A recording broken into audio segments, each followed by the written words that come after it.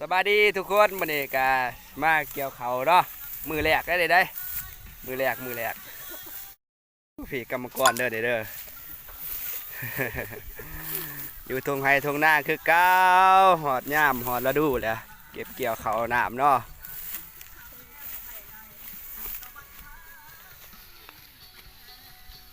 ก่อนเนี่ยเกี่ยวว่าเดตี้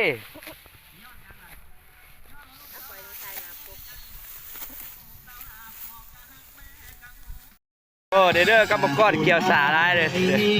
คนด่าฮอตพินแล้วคนด่า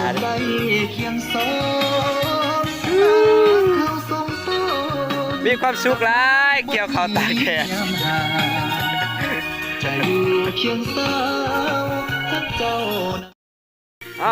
ช่องไร่ผ่านไปนะพี่น้องช่องไฮแล้ว10 โมงพอดีขอเวลาพักกันละนี่เป็นดีเจเด้อเกี่ยวเขาบ่เมื่อยหรอกมือนี้ปล่อยปลานิ่นนะพี่น้องเด้อล่ะโอ้ยต้มใหญ่อ่ะ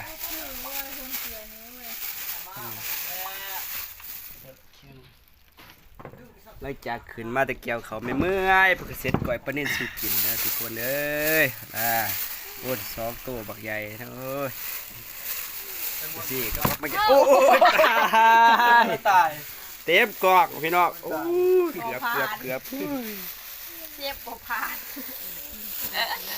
ดูให้อยู่หน้าบรรยากาศเย็นๆเลยกินก๋วยปลานิ่นแซ่บๆ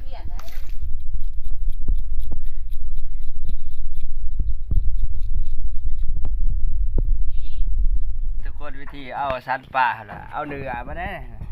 ต้องเฮ็ดแบบนี้เด้อเฮ็ดตามเชฟเลยเชฟนี่รสชาติไม่ซ้ำจำสูตรไม่ได้ล่ะรสชาติไม่ซ้ำจำสูตรไม่ได้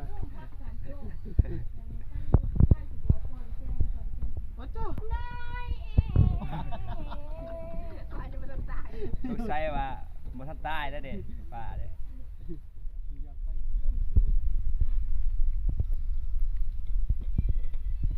บอบสุกเบิดว่าขึ้นมาแต่นานๆมันเมื่อยที่เขาบ่ก่อยปลานิ่นแรกสูต่อเอาสำเร็จแล้วกดไลค์กดแชร์กดติดตามไปเด้อพี่น้องเอ้ยเพื่อเป็นกำลังใจเฮ็ดคลิปต่อไปเพื่อน